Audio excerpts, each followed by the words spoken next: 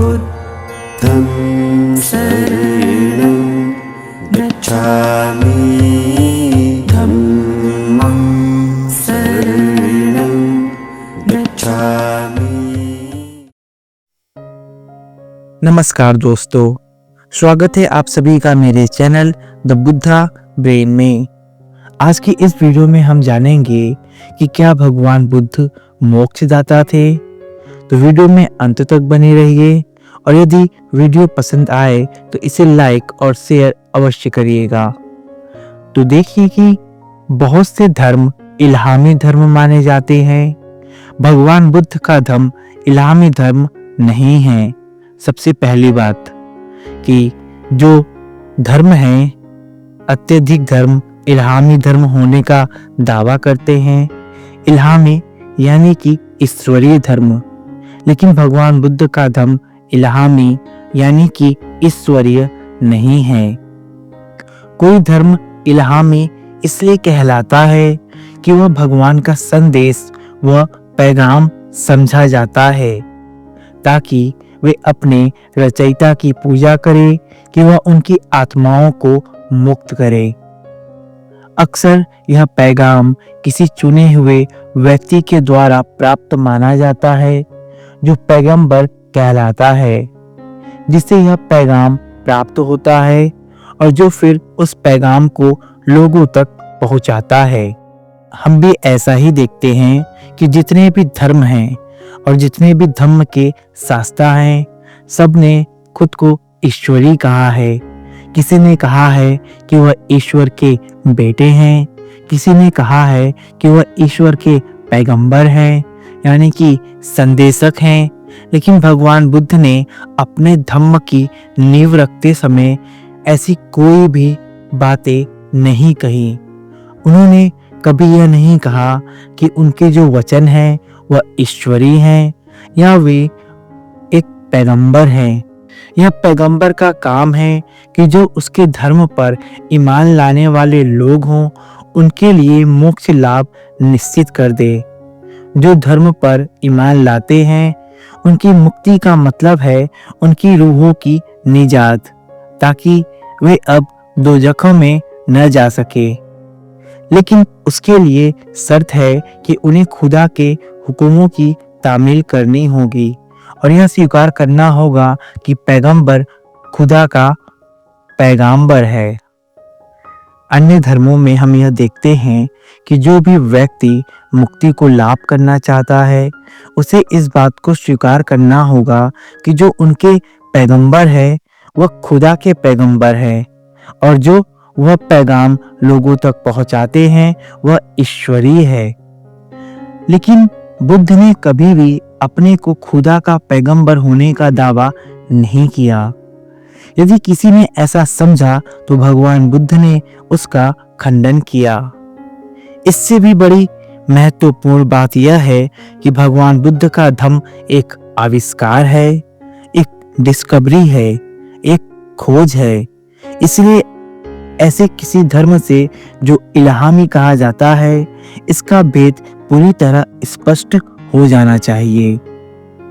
धर्म के सभी शास्त्रा ने खुद के धर्म को ईश्वरी कहा। उन्होंने यह कहा कि वे ईश्वर के पुत्र हैं, वे ईश्वर के पैगंबर हैं। लेकिन भगवान बुद्ध ने कभी ऐसी कोई बातें नहीं की। यदि किसी ने ऐसा समझा कि भगवान बुद्ध ईश्वर के पैगंबर है या उनका धर्म ईश्वरी है तो भगवान बुद्ध ने स्वयं इसका खंडन किया, क्योंकि भगवान बुद्ध का जो धम्म था वह उनकी स्वयं की खोज थी, वे उनका स्वयं का आविष्कार था। भगवान बुद्ध का धम्म अर्थों में एक आविष्कार है या एक खोज है, क्योंकि यह पृथ्वी पर जो मानवीय जीवन है उसके गंभीर अध्ययन का परिणाम है और जिन स्वाभाविक प्रवृत्तियों को लेकर आदमी ने जन्म ग्रहण किया है और उन्हें पूरी तरह समझ लेने का परिणाम है, और साथ ही साथ उन प्रवृत्तियों को भी जिन्हें आदमी के इतिहास ने जन्म दिया है और जो अब उसके विनाश का कारण बनी हुई है। भगवान बुद्ध का जो धम्म है वह मानवीय है, मानव द्वारा निर्मित और मानव के उद्धार के लिए ही व्यापक है। उन्होंने कभी किसी अन्य धर्म की शास्त्राओं की तरह खुद को ईश्वरीय या अपने वचनों को ईश्वरीय नहीं कहा। उन्होंने कहा कि मेरा धर्म मानवीय है और मानव के उद्धार के लिए ही यह व्यापक है। आदमी जिस प्रवृत्ति के साथ जन्म ग्रहण करता है, आदमी को जानना चाहिए कि उसका कारण क्या है और कैसे वह उन कारणों को नष्ट करके मुक्त हो सकता है। सभी पैगंबरों ने मुक्तिदाता होने का दावा किया है। भगवान बुद्ध ही एक ऐसे महापुरुष हैं जिन्होंने इस प्रकार का कोई दावा नहीं किया है। उन्होंने मोक्षदाता को मार्गदाता से सर्वथा पृथक रखा है। एक तो मोक्ष देने वाला, दूसरा केवल उसका मार्ग बता देने वाला। भगवान बुद्ध केवल मार्गदाता थे। अपनी मुक्ति के लिए हर किसी को स्वयं अपने आप ही प्रयास करना होता है। भगवान बुद्ध की बहुत बड़ी बात, जैसा कि हम अन्य धर्मों में देखते हैं कि अन्य धर्म के शास्त्रा ने स्वयं को मोक्षदाता कहा है। उन्होंने कहा है कि यदि कोई उनके वचनों को अंगीकार कर ले या उनकी शरण में चला जाए तो उन्हें मुक्ति या मोक्ष की प्राप्ति होती है। लेकिन भगवान बुद्ध ने इन सब से विपरीत रहकर अपने धर्म की नींव रखी। उन्होंने कभी भी स्वयं को मोक्षदाता नहीं कहा है। उन्होंने सदैव अपने को मार्गदाता कहा है, यानी कि रास्ता दिखाने वाला। यदि कोई व्यक्ति मोक्ष का लाभ करना चाहता है तो उस व्यक्ति को उस रास्ते पे स्वयं चलना होगा। कोई भी किसी को मोक्ष नहीं दिला सकता और ना ही कोई किसी के लिए उस रास्ते पर चल सकता है।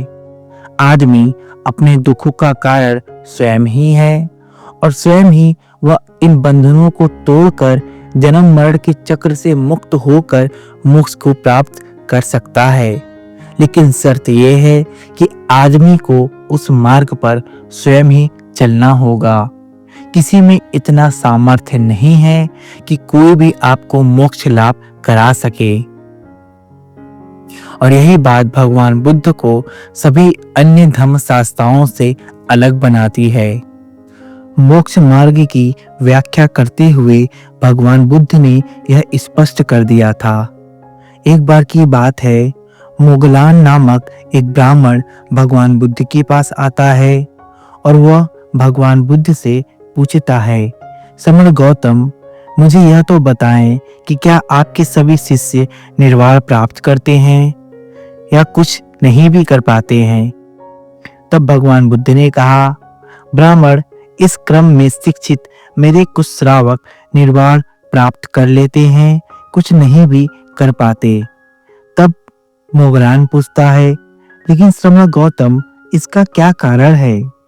श्रमण गौतम, इसका क्या हेतु है? जब यहाँ निर्वाण है, यहाँ निर्वाण का मार्ग है और यह श्रमण गौतम जैसा योग पथ प्रदर्शक है, तो फिर क्या कारण है कि इस क्रम से शिक्षा प्राप्त कुछ श्रावक निर्वाण प्राप्त करते हैं और कुछ नहीं करते? अब मोगलान भगवान बुद्ध से यह बहुत बड़ी बात पूछते हैं कि क्या कारण है कि जब यहाँ पर निर्वाण है, निर्वाण का मार्ग है और निर्वाण का मार्ग दिखाने वाले शास्त्रा भगवान बुद्ध स्वयं हैं, तो फिर क्यों कुछ निर्वाण को प्राप्त करते हैं और कुछ निर्वाण को प्राप्त नहीं करते?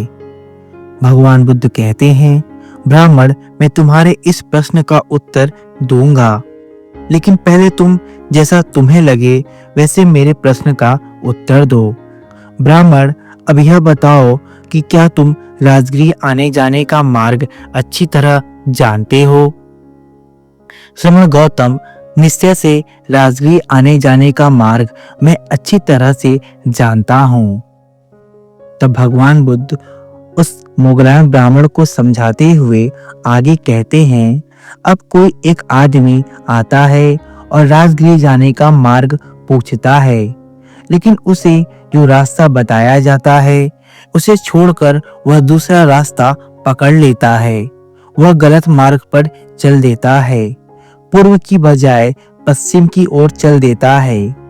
तब एक दूसरा आदमी आता है और वह भी रास्ता पूछता है और तुम उसे ठीक ठीक वैसा ही रास्ता बता देते हो। वह तुम्हारे बताए रास्ते पर चलता है और सकुशल राजगृह पहुंच जाता है। तब भगवान बुद्ध ने उस ब्राह्मण से प्रश्न किया, तो बताओ फिर तुम क्या करोगे? ब्राह्मण बोला, तो मैं क्या करूं? मैं क्या करूंगा? मेरा तो काम रास्ता बता देना है।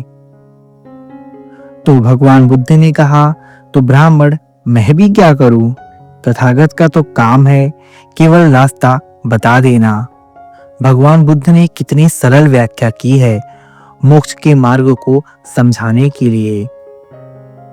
भगवान बुद्ध ने कहा कि यदि कोई व्यक्ति किसी स्थान पर पहुंचना चाहे और उसे वहां का मार्ग नहीं पता हो, और यदि आप उसे मार्ग बताते हैं लेकिन वह उस मार्ग पर न चलकर किसी अन्य मार्ग पर चलता है और कहीं और पहुंच जाता है, तो इसमें आपकी क्या गलती है? आपने तो मार्ग सही बताया था। तो भगवान बुद्ध ये उदाहरण देते हुए ब्राह्मण को कहते हैं, मैं भी क्या करूं?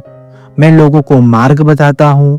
जो उस मार्ग पर चलते हैं उन्हें निर्वाण की प्राप्ति होती है, जो उस मार्ग पर नहीं चलते उन्हें निर्वाण की प्राप्ति नहीं होती है।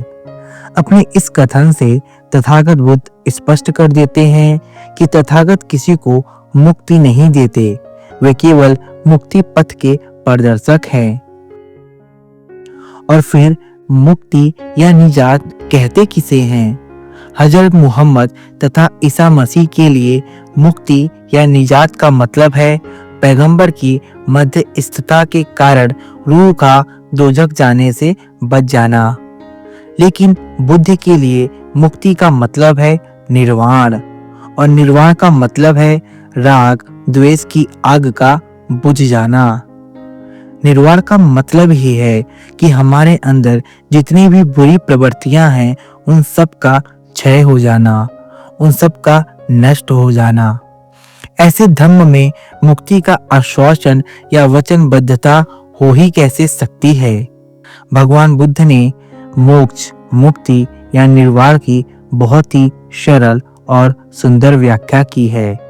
भगवान बुद्ध ने कहा है, जो भी व्यक्ति निर्वाण को प्राप्त करना चाहता है, मोक्ष को प्राप्त करना चाहता है या मुक्ति को प्राप्त करना चाहता है, उसे उस मार्ग पर स्वयं ही चलना होगा। किसी के पास इतना सामर्थ्य नहीं है कि कोई किसी के लिए मोक्ष प्राप्त कर सके या किसी को मोक्ष प्राप्त करा सके। आदमी स्वयं ही अपने दुख का कारण है और स्वयं ही वह अपने दुखों से छूट सकता है और मोक्ष को प्राप्त कर सकता है। भगवान बुद्ध उसे मार्ग दिखा सकते हैं। अब उस मार्ग पर चलकर मोक्ष प्राप्त करना या न करना यह आप पर निर्भर करता है। यदि आप भगवान बुद्ध के द्वारा बताए गए मार्ग पर चलते हैं तो निश्चित रूप से आप मोक्ष यानी कि निर्वाण को प्राप्त कर सकते हैं। और निर्वाण का अर्थ ही है कि सभी तरह की राग और द्वेष की अग्नि का बुझ जाना।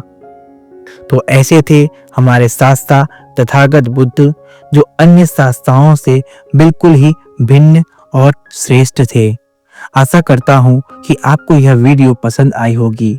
यदि वीडियो पसंद आई है तो कृपया इसे लाइक और शेयर अवश्य कर दें, और यदि आप हमारे चैनल पर नए हैं तो मेरे चैनल को सब्सक्राइब कर दें ताकि आने वाले वीडियो की नोटिफिकेशन आपको मिल सके।